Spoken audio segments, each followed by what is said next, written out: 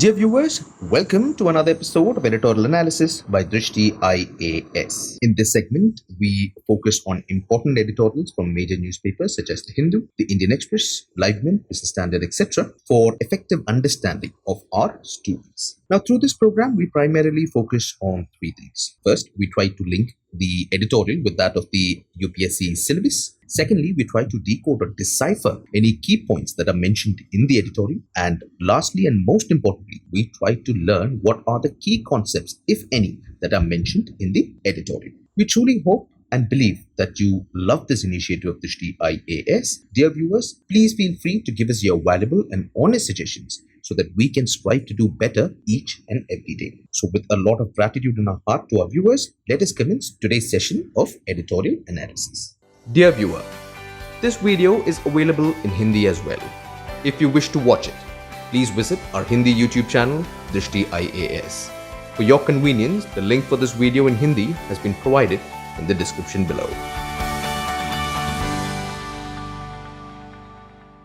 For today, we have opted for the article from the editorial section of the Indian Express, dated 03/9/2020. The article is titled A Unity of Purpose, and technically it talks about the recent open conflict in the IT committee that is part of the Parliamentary Committee, and also it talks about the importance of Parliamentary Committee.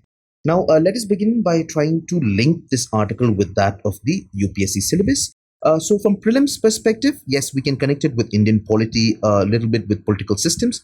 And more importantly, from mains perspective, we can connect it with general studies too, that talks about parliament and state legislatures, structure, functioning, conduct of business, powers and privileges, and the issues arising out of these. Now, before we get to the editorial, let's try to have a little bit of a background or a context to the purpose of the article. So you would have recently been aware of an article by the Wall Street Journal talking about Facebook's recent hate speech rules. It collides with Indian politics, stating that, Facebook has closed their eyes to a lot of the hate speech made by politicians in India. So on this context, the Parliamentary Committee, that is the IT committee, which is headed by Dr. Shashi Tharoor, had decided to invite heads of Facebook India for a discussion as part of the committee. And this led to a confrontation between Dr. Shashi Tharoor and a senior member of the committee, Dr. Nishkant Dubey. So the controversy in the IT committee, it centered around whether the chairman of the committee has the right to call an official from Facebook as a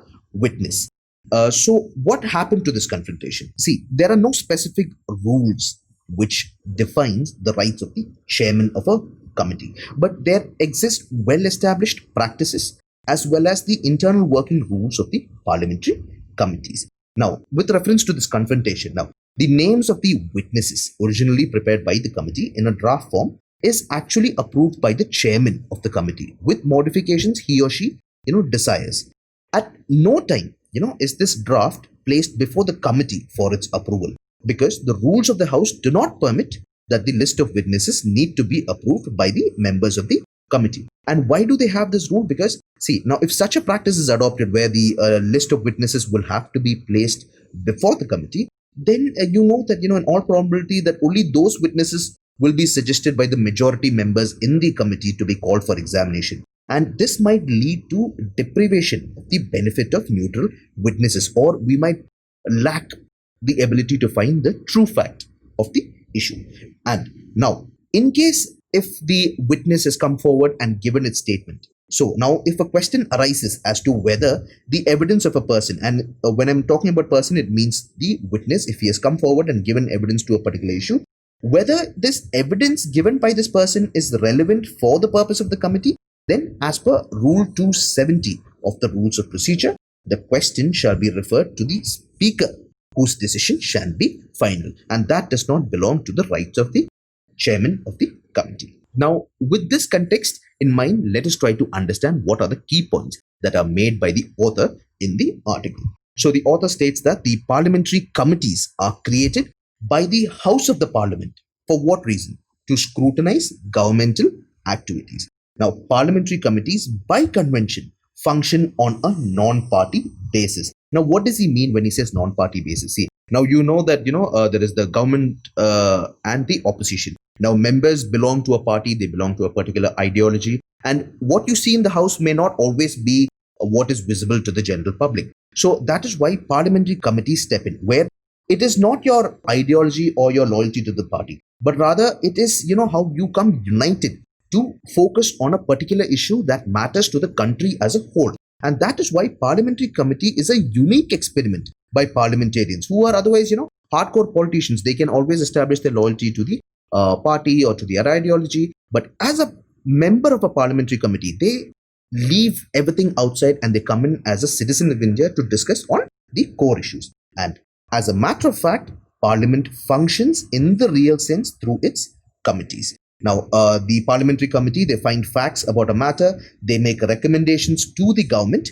But now this is an important point. Their recommendations are directory and definitely not mandatory. So in prelims, if they ask you that the recommendations made by the parliamentary committee are binding on the government, your answer will be no, because recommendations are directory and not mandatory. Now, in spite of the fact that their recommendations are not mandatory, the government gives a lot of importance to these recommendations and use and implements as many as practically possible. Now, why do parliamentary committees have to work in a non-partisan manner? See, now the idea behind a parliamentary committee is that, they're set up by the houses to, as I mentioned earlier, to unearth the facts about an issue of public importance. Now, if the members of the committees act the way they do in the house, that is how you've seen, the government and the opposition, there is always a to and fro, accusations laid, defenses made. The true facts will not come out to light on these issues. And that is where parliamentary committees, have a very pivotal role. And if such measures are not followed, then the shortcomings of the government will always remain hidden.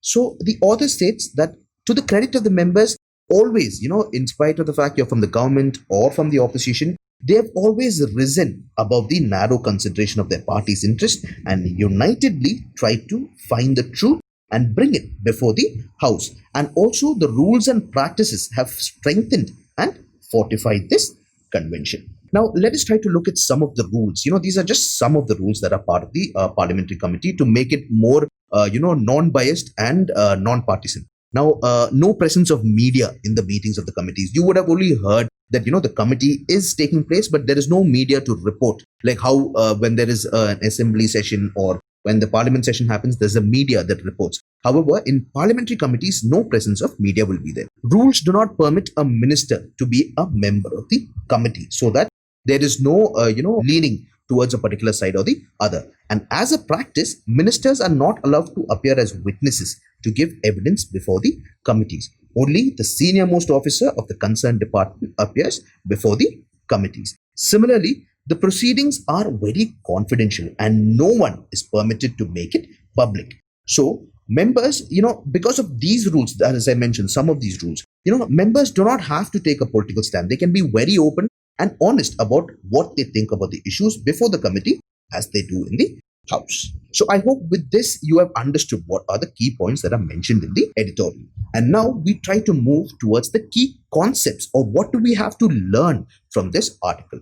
And most importantly, we have to talk about what are parliamentary committees and what do they do. Now, dear viewers, in-depth information on parliamentary committee is easily available in Indian Polity by Lakshmikant. So the idea in this editorial analysis is to help you get a conceptual clarity and also help you to revise what you have read so far from Indian Polity. Now, parliamentary committees, let me tell you. So you would have heard about, the parliamentary session, which is only thrice a year. And you might be wondering, how does the parliament function with just less time, with a lot of the hullabaloo that has been created? So there is a popular perception that they don't work, MPs don't work much, and which is not true because of the fact that there exist parliamentary committees. Now, the idea behind parliamentary committees, first set up in 1993, is that with the parliament working for a limited number of days in a year, bills which deal with technical and policy matters, it needs to be discussed in detail. It cannot be done within 3 sessions in years. Rather, it needs to be discussed in detail and after taking the view of diverse stakeholders and experts. And this is where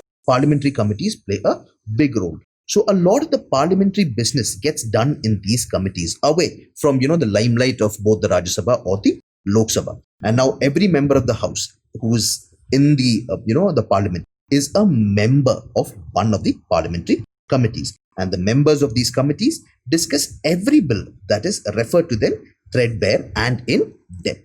Now, what are the different parliamentary committees? Now, broadly, there are two kinds of committees. One is the ad hoc committee and the other is the permanent or standing committee. Now, ad hoc committees. Ad hoc committees are, in simple terms, if you want me to explain, it's temporary committees. So they are appointed for a specific purpose and they cease to exist. That is, their business is done when they finish the task assigned to them and submit a report. The principal ad hoc committees are the select and joint committees, and there are some other ad hoc committees too, but they all handle different issues such as privileges, ethics, security, government assurance, food management, and etc. The other type of committee, as I mentioned, is permanent or standing committees. Now, Parliament has permanent committees, which is often referred to as a standing committee. Now, most bills, after their introduction, get referred to the department-related standing committees, which are permanent and are regular bodies.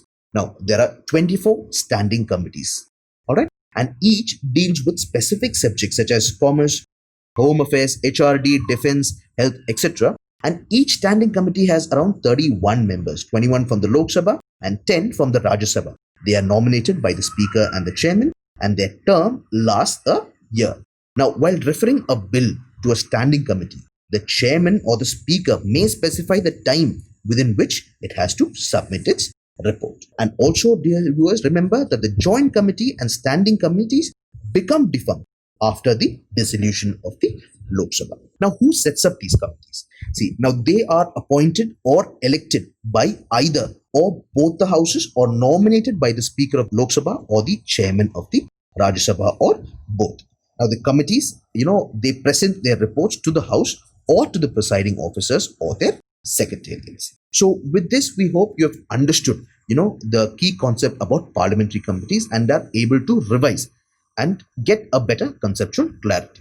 Now, let us try to look at this topic from the UPSC prelims and mains perspective. Now, from prelims perspective, there was this question asked, I think, in 2018, where in India, which the following review the independent regulators in sectors like telecommunications, insurance, and electricity, etc. So the answer is A, that is ad hoc committees set up by the Parliament and the parliamentary department-related standing committees. It's only these two committees. Other of the bodies are not involved, in reviewing, issues like this. And another question is the Parliamentary Committee on Public Accounts.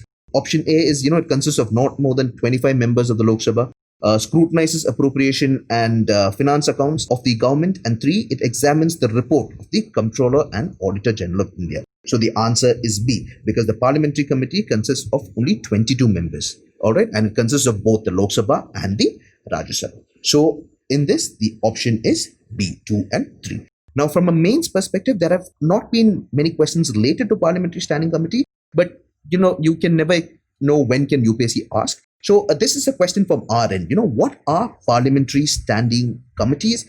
Why are they necessary? Discuss their roles and functions to bring out their significance. So dear viewers, please feel free to write your answers in the comments below and let us discuss this issue way ahead.